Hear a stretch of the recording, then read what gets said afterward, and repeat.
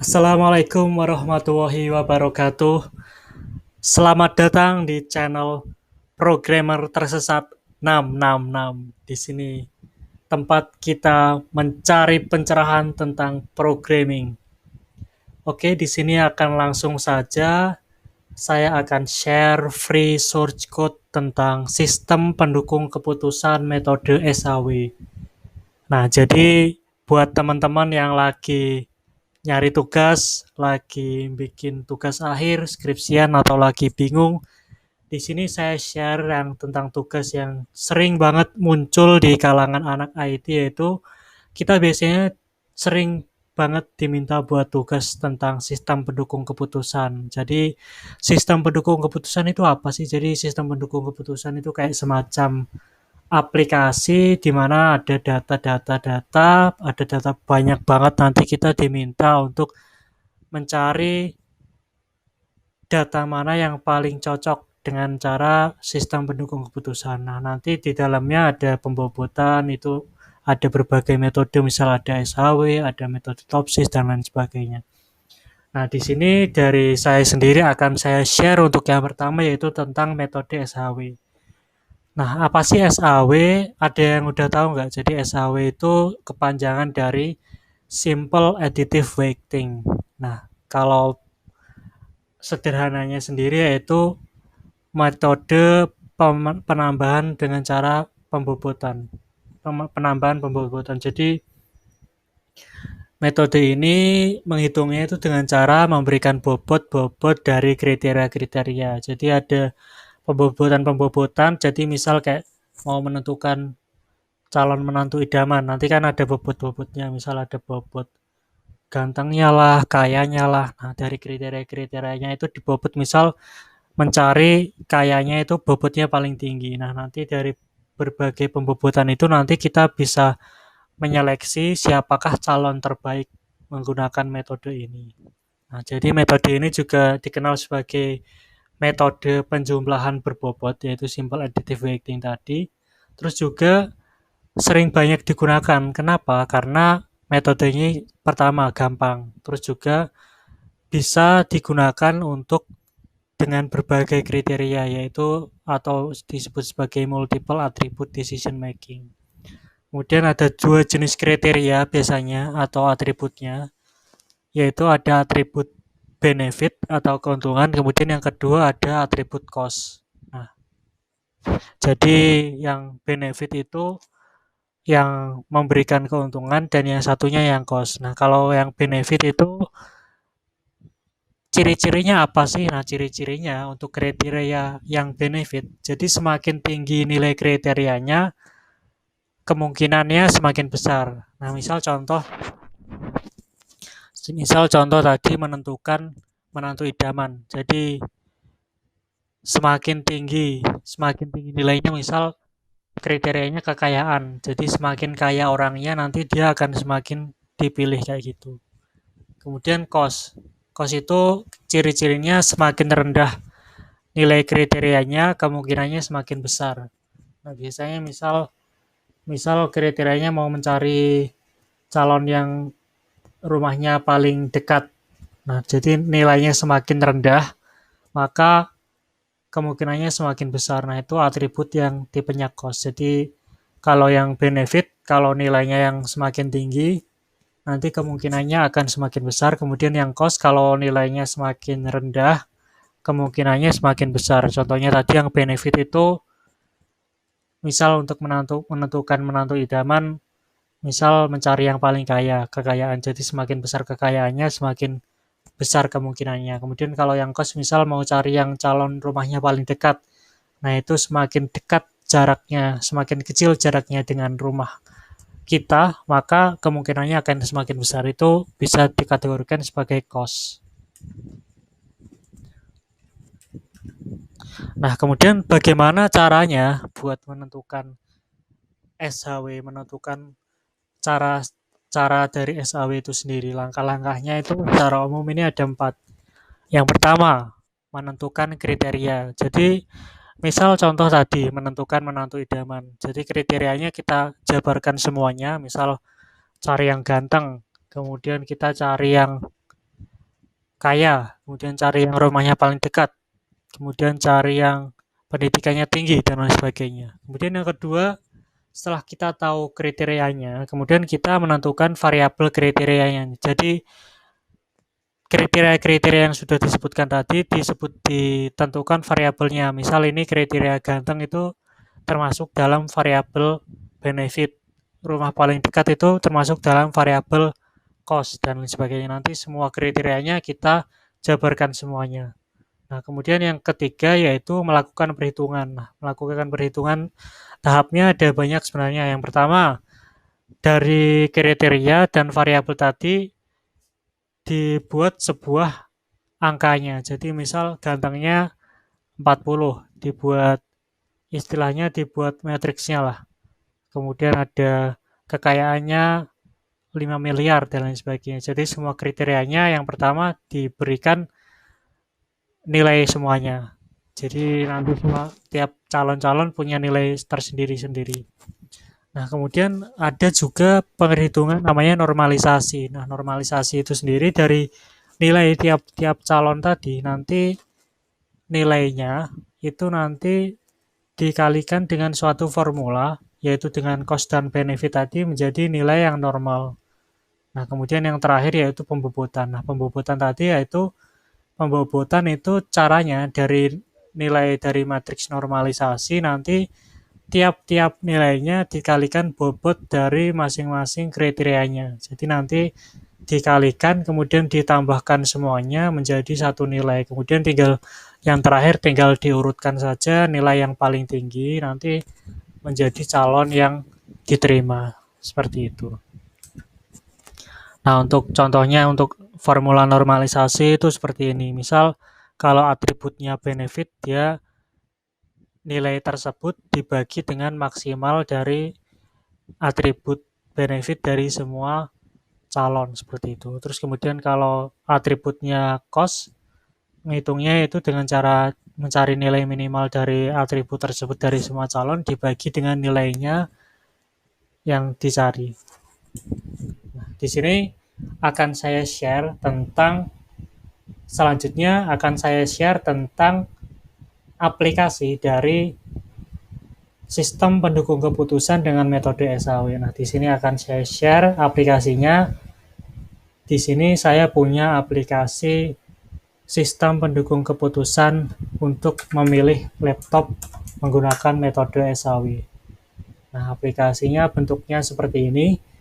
Nanti teman-teman bisa download aplikasinya, saya share nanti di link description. Nanti tinggal teman-teman kunjungi saja, nanti kurang lebih linknya seperti ini. Ada di laptop recommendation. Nah, nanti kalau teman-teman sudah buka linknya ini, nanti teman-teman tinggal di-clone saja repository ini atau tinggal di-download zip ini.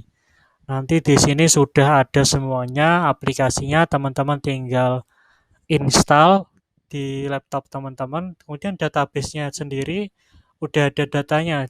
Jadi datanya saya ngambil dataset laptop dari Kaggle, nanti teman-teman tinggal import saja database-nya di sini. Di dalam folder database ada laptop recommendation.sql ini. Nanti teman-teman import database-nya, kemudian teman-teman download source code-nya, kemudian diinstal. Nah, untuk aplikasinya sendiri di sini pakainya Laravel. Jadi nanti untuk tutorial penginstalan teman-teman bisa cari tutorial penginstalan untuk Laravel. Jadi tinggal dicoba teman-teman sendiri saja. Nah, kalau misal sudah diinstal, nanti aplikasinya seperti ini, teman-teman. Jadi nanti langsung ada halaman loginnya. Nanti akan saya sediakan di sini adminnya, yaitu admin@minhajul.com. Untuk passwordnya 1-8. Kemudian masuk. Nah, nanti tampilannya dashboardnya seperti ini, teman-teman. Di sini datasetnya ada kurang lebih 1296 tipe laptop dengan harga maksimalnya yaitu 6.099. Di sini harganya satuannya euro. Jadi karena datasetnya dari dataset luar negeri, satuan untuk harganya euro, kemudian minimal harga laptopnya dari 174 euro, dan rata-rata average price-nya yaitu 1.124 euro. Nah, gimana contoh data laptopnya? Di sini ada menu data laptop. Nah, ini contohnya data laptop, ada yang ada 1000 tadi. Nah, ini contohnya ada laptop Asus dengan tipe ini, dengan CPU Intel Celeron Core ini, kemudian resolusinya ada 1366 ini, ada 15 inci, kemudian RAM-nya 4 GB, beratnya 2,2, kemudian harganya segini. Nah, ini detailnya kurang lebih seperti ini. Ini ada semua spesifikasinya ada di sini semua. Nah, ini banyak banget data laptopnya. Jadi, diasumsikan saja ini data laptop yang ada di online shop Indonesia misal. Jadi ada banyak banget laptop, jadi teman-teman misal bingung mau pilih laptop yang mana, bisa teman-teman bikin sendiri, mendukung keputusan untuk nyari laptopnya, nggak usah tanya-tanya teman rekomendasi, keren bikin sendiri. Nah, tadi kan udah ada data laptopnya, kemudian tadi disebutkan langkah-langkahnya kita menentukan kriterianya yang pertama. Nah, di sini ada di menu setting. Nah, di sini untuk kriterianya, di sini ada 5 kriteria. Di sini sudah saya tentukan, ada inci yaitu lebar laptopnya, kemudian berat laptopnya, kemudian kapasitas RAM, kemudian resolusinya, kemudian yang terakhir harganya. Nah, di sini ada 5 kriteria, misal teman-teman mau nyari yang berat atau yang RAM-nya tinggi tapi resolusinya kecil misal. Nah, itu nanti tinggal teman-teman tentukan. Nah, di sini misal saya tentukan kriterianya terlebih dahulu. Misal inci. Inci itu semakin lebar semakin baik. Jadi saya buat benefit. Kemudian berat. Berat itu semakin kecil semakin ringan semakin baik. Berarti atributnya cost. Kemudian ada RAM. RAM-nya itu semakin tinggi semakin baik. Jadi atributnya benefit. Kemudian ada resolusi layar. Resolusi layar itu semakin tinggi semakin baik. Kemudian kalau harga itu semakin murah semakin baik. Itu yang atributnya cost. Kemudian saya simpan. Nah, untuk yang sebelah kiri sini, ini bobotnya. Misal teman-teman mau nyari yang apa namanya, yang incinya tinggi, terus beratnya agak sedang nggak apa-apa, RAM-nya yang tinggi, kemudian harganya yang paling murah. Di sini ditentukan saja, dikasih bobotnya. Di sini sudah saya atur bobotnya dari 1 sampai 5. Jadi sangat rendah itu bobotnya 1, kemudian terendah bobotnya 2, sedang 3, tinggi 4, sangat tinggi 5. Kemudian jadi kan pertama udah menentukan atributnya, kriteria, kemudian udah ada bobotnya. Nah, kemudian dari atribut tersebut nanti tiap-tiap laptop dikonversi, dibuat nilainya tiap-tiap kriterianya. Nah, contohnya bagaimana? Contohnya jadinya seperti ini, matriks nilai ini. Nah, ini Asus yang tadi, ini ada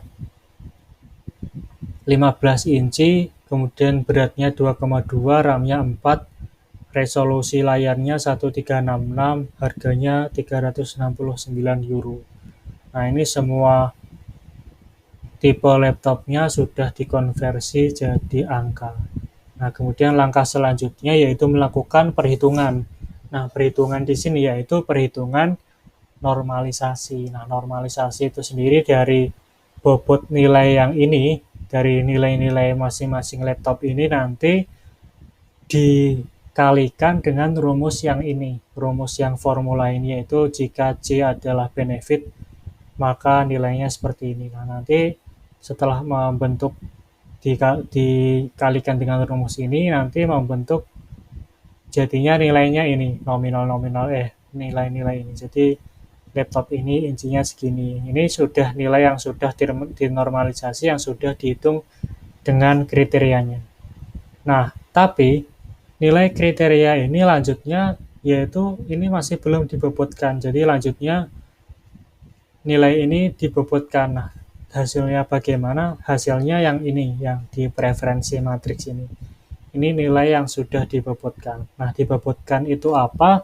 Jadi dibobotkan itu maksudnya nilai-nilai yang sudah ada di normalisasi tadi dikalikan dengan bobot masing-masing kriterianya, kemudian dijumlahkan menjadi suatu nilai. Nah, ini dikalikan kriteria-kriterianya, kemudian dijumlah jadi total nilai ini ada.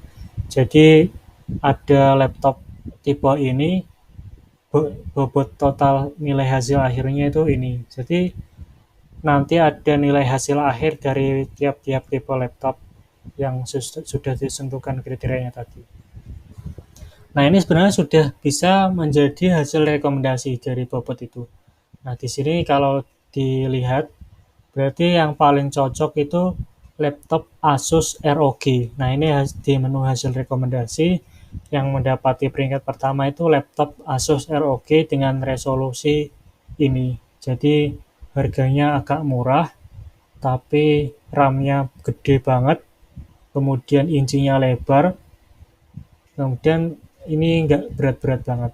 Nah, ini kalau dilihat spesifikasi laptopnya seperti ini. Kemudian kalau mau yang ini kan yang paling sesuai, kalau yang nggak paling sesuai tinggal diurutkan saja, diklik yang sini. Yang paling nggak sesuai, harganya RAM-nya kecil, inchinya kecil, tapi ini yang paling nggak sesuai.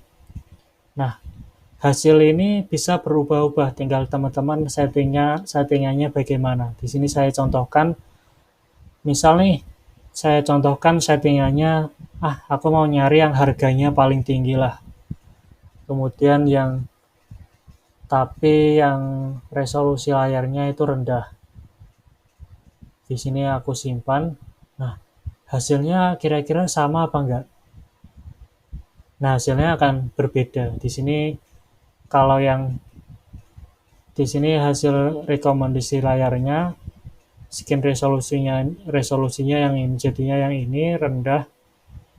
Yang ini udah dikalikan sama yang harganya agak tinggi, kemudian resolusinya yang tadi skin resolution ya. Oh ya, skin resolutionnya yang rendah. Nah, ini sebenarnya yang lebih dikalikan itu yang ini, yang cost-nya yang agak murah ini. Ini yang peringkat. Oh, ini yang sebentar. Oh ya, yang peringkat 1 yang ini, yang Vero ini.